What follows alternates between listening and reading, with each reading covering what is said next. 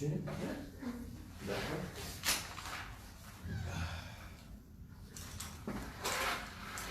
Alors, on disait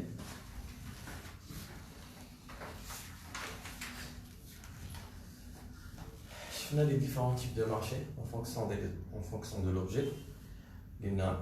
L'objet échangé, il peut être soit les biens et les services, soit le travail, soit les capitaux, soit c'est la devise, c'est-à-dire on parle de marché de change.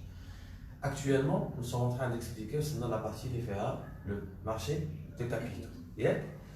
Donc en fonction du programme, avec le marché de capitaux qui chef juste le marché qui chef la première partie de la classification des marchés, qui chef les politiques économiques, plus précisément la politique monétaire. Donc, هنا الأستاذ عنده جوج طرق باش كييفوكي هذا المارشي de capitaux.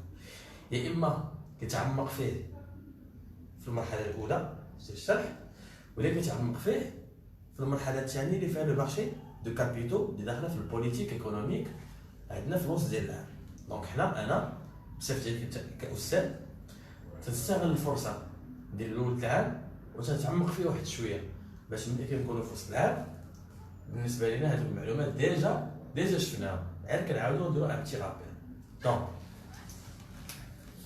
ملي تنبغيو نشرحو لو مارشي د كابيتو عندنا واحد لي بريروكي يعني دي زيليمون اللي خصني نكون قاريهم انا في البروميير اني بكالوريا اللي غنعاود نكسبلواتيهم في الدوزيام اني بكالوريا. بحال لي زاجون économiques. ياك علاش؟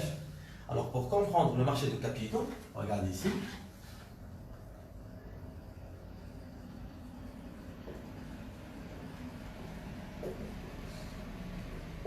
Pour comprendre le marché de capitaux,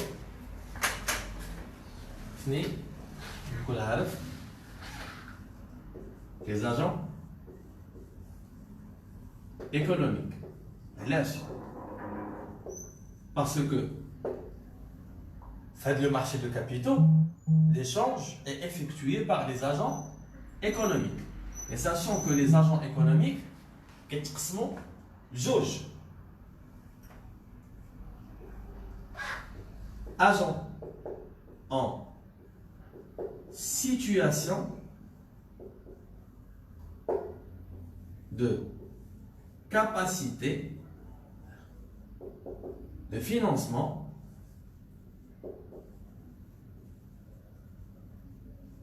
et agent en situation de besoin de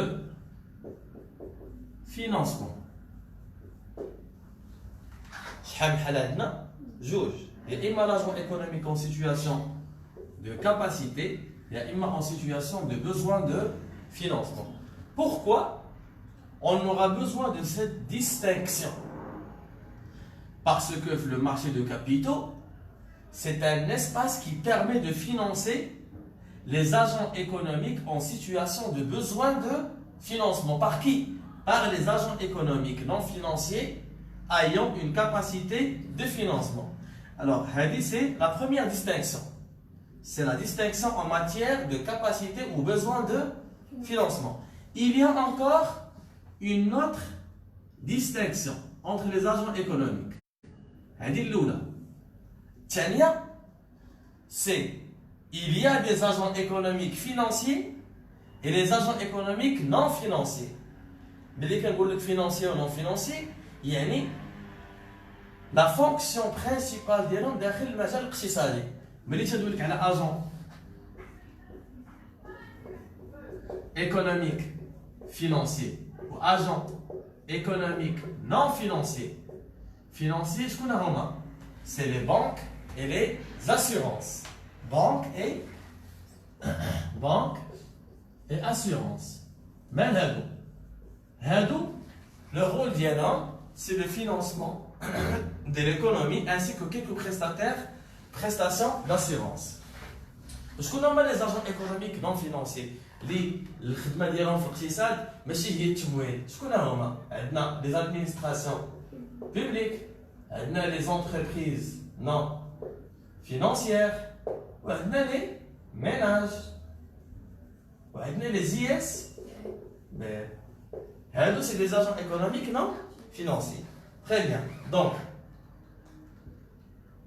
dans ce cas-là, on comprend qu'il y a plusieurs types d'agents économiques. En fonction de quoi? En fonction de situation financière, s'ils sont en capacité ou en besoin de financement, on a une distinction en matière de leur principale fonction. La fonction des agents économiques financiers, c'est le financement de l'économie. Par contre, les autres agents, c'est en dehors de financement. Il y en a qui font de la consommation, les ménages, les ménages.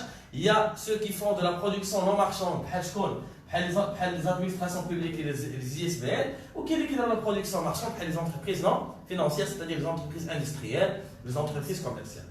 علاش خصني نكون عارف هذا الشيء؟ لأن السؤال ديالي واش هاد لي زاجون ايكونوميك بيان سور هنايا راه كندوي على لي نون فينانسيي.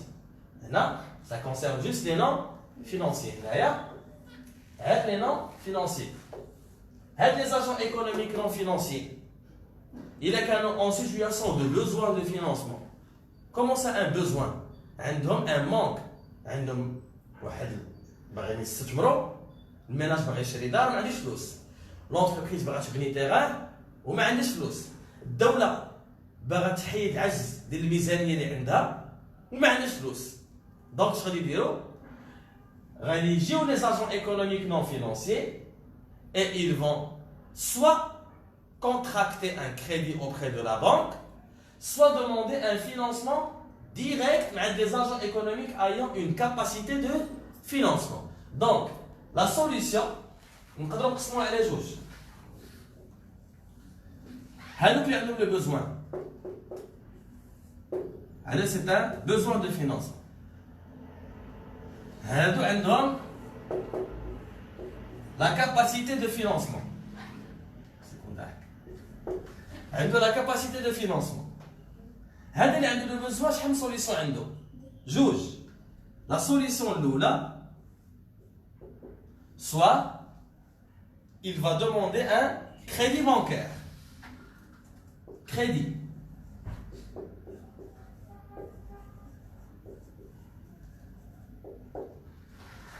Solution الثانية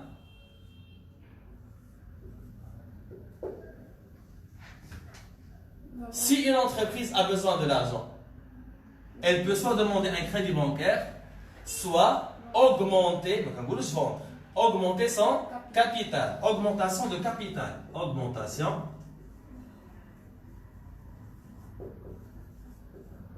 de capital.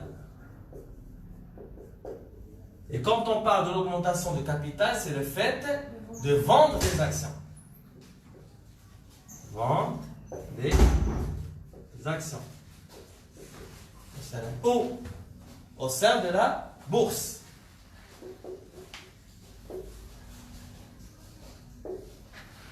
Donc,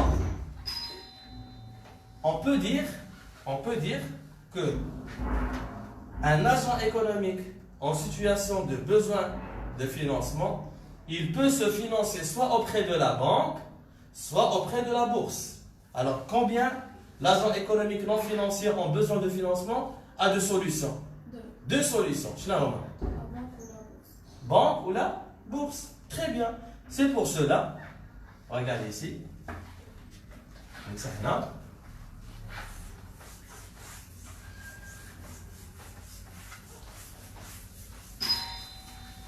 Deux secondes.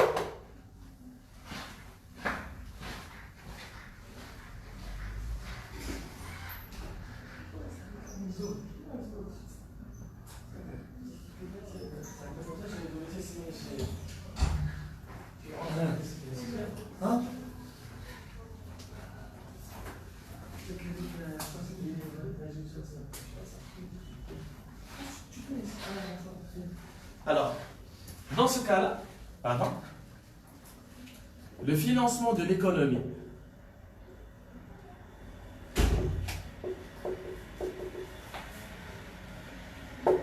Pour financer l'économie, ou le financer, je le financement de l'économie, c'est financer les agents économiques en situation de besoin de financement. Nous avons deux solutions. soit un financement direct ou bien un financement indirect. Financement direct ou bien financement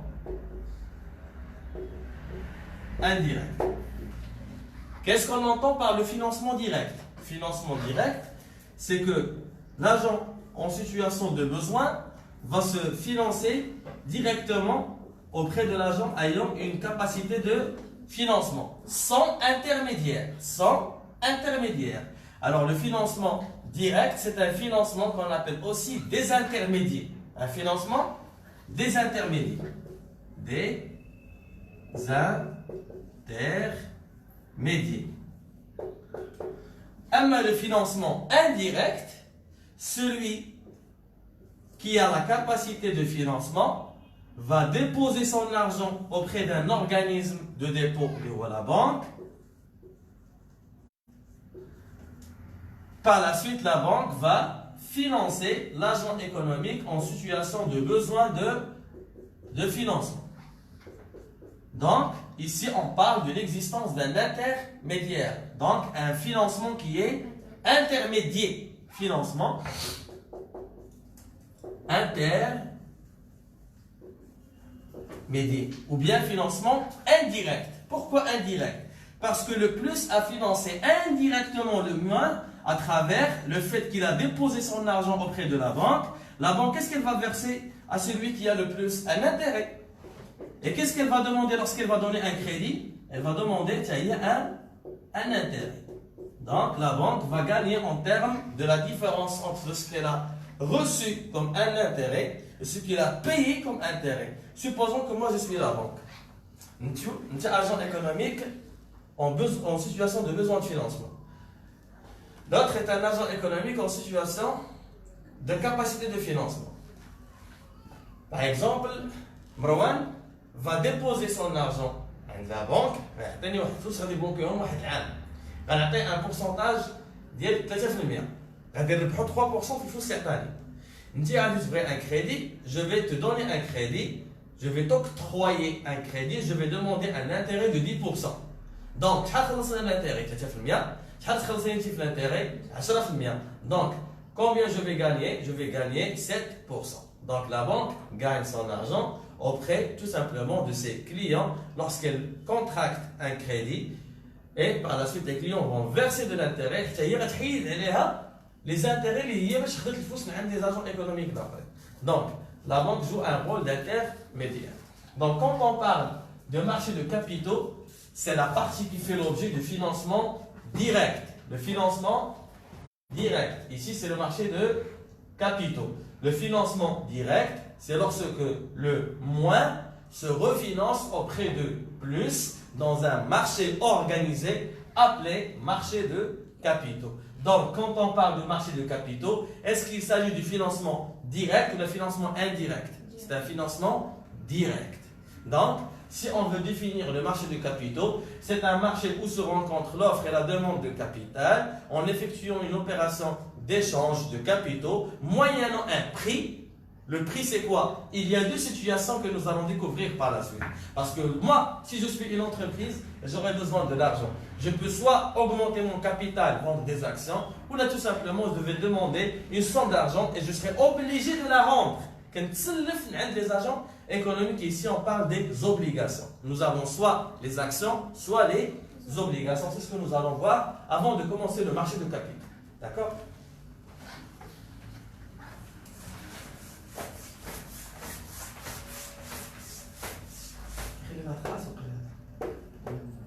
Kleenex.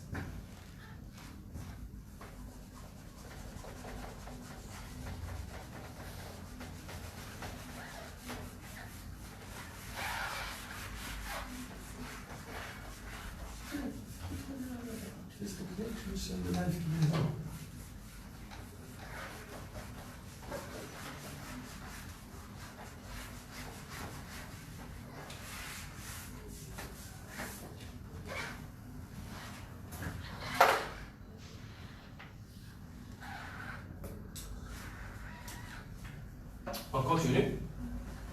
Très bien. Alors, le marché de capitaux, Tout d'abord, on doit savoir la différence entre action et obligation. Hein? Très bien. Alors, quelle est la différence entre une action et une obligation?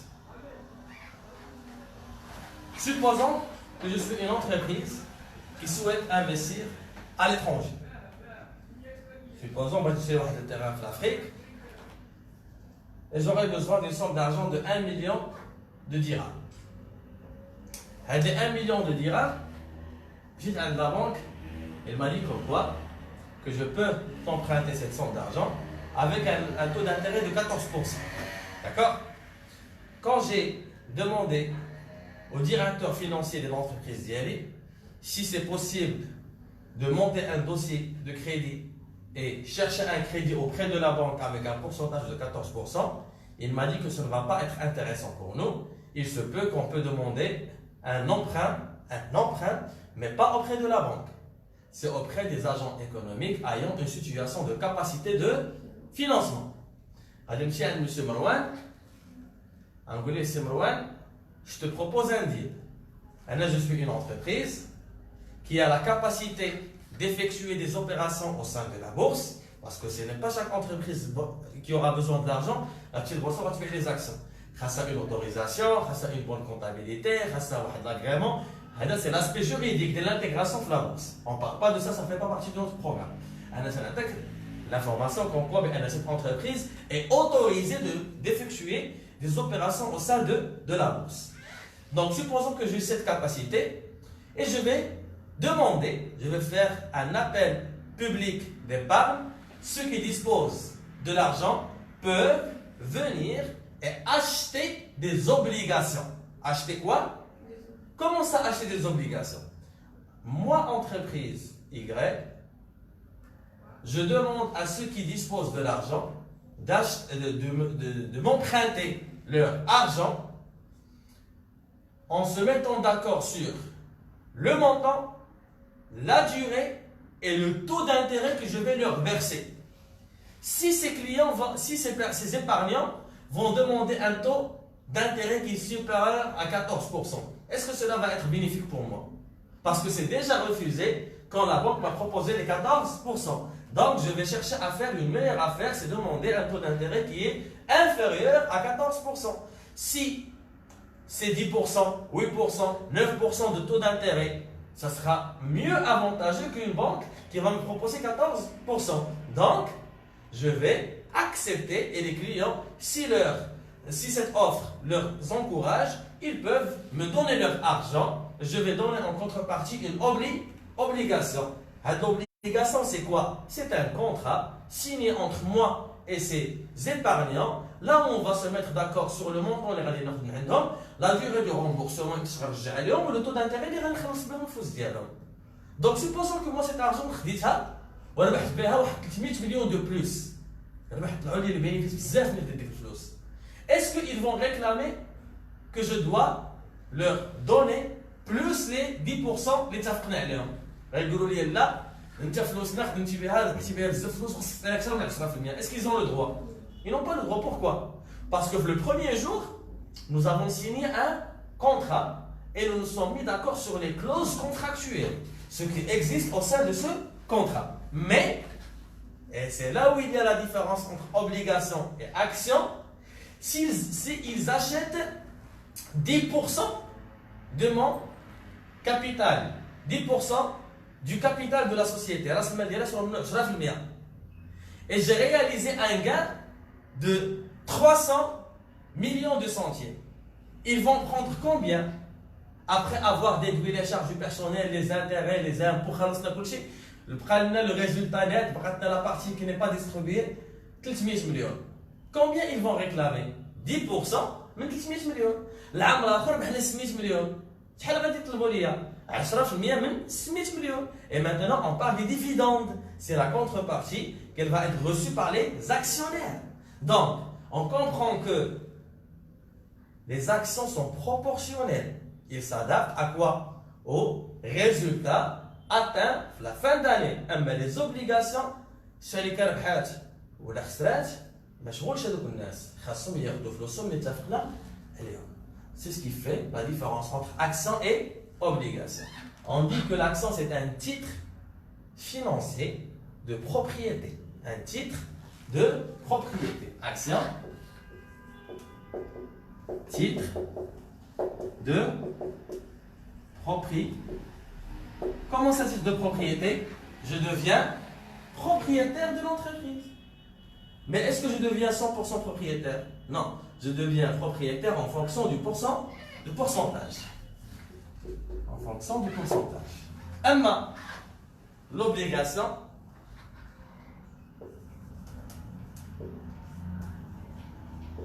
c'est un titre de créance. Titre de créance, il y a un self, les comme un tel, parce que créance, mais qui يكون واحد السيد كيتسال واحد اخر باش يعطي فلوسو. العكس ديالها سي ديت. هذاك السيد هو كيتسالني, c'est-à-dire que j'ai une dette envers cette personne. Créance, c'est mon argent, c'est les autres. Dette, c'est l'argent des autres chez moi. Ici, l'entreprise, si elle aura besoin de l'argent, elle a deux solutions. On dit, elle va augmenter son capital, cela veut dire qu'elle va vendre des actions. Mais quand on dit qu'elle va émettre des titres, cela veut dire qu'elle va faire émettre des obligations. Mais les questions d'augmentation de capital, qu'elle a action. Mais les questions d'émission des titres, qu'elle a obligation. Alors, augmentation du capital veut dire vendre des actions. Émission des titres veut dire quoi? Obligation. Et on va se contenter de ça. À la séance prochaine, on verra la structure du marché de capitaux, marché financier et marché monétaire. C'est bon? Vous pouvez noter ça.